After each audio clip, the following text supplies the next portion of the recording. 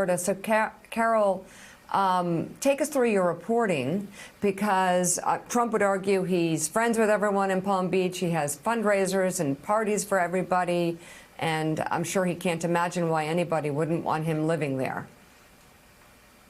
Well, he may not imagine it, but there are quite a few neighbors who are up in arms about the fact that he's returning, and not just because of his politics, Mika. I mean, also because he's had a long history of ticking off his neighbors.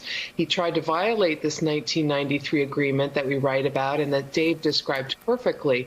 He's tried to violate that before, arguing that he had to build this huge flagpole, trying to subdivide his lots, trying to get permission to build a dock, which he first said the Secret Service wanted him to build for security reasons, and then retracted that and said that actually it was for personal reasons.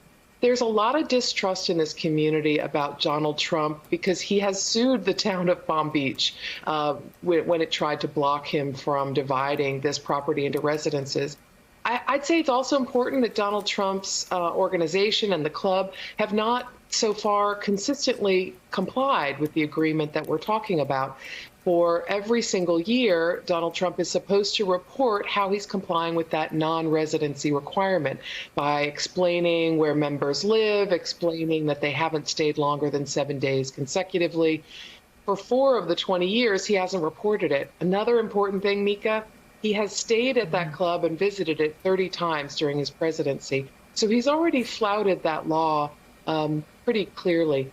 And there are a lot of neighbors there who say just on its face, they can't trust Donald Trump to comply, and they want the town of Palm Beach to force the president to do that. So, Dave, I think the idea that Donald Trump is going to listen to an angry letter from the neighborhood association is preposterous to most people.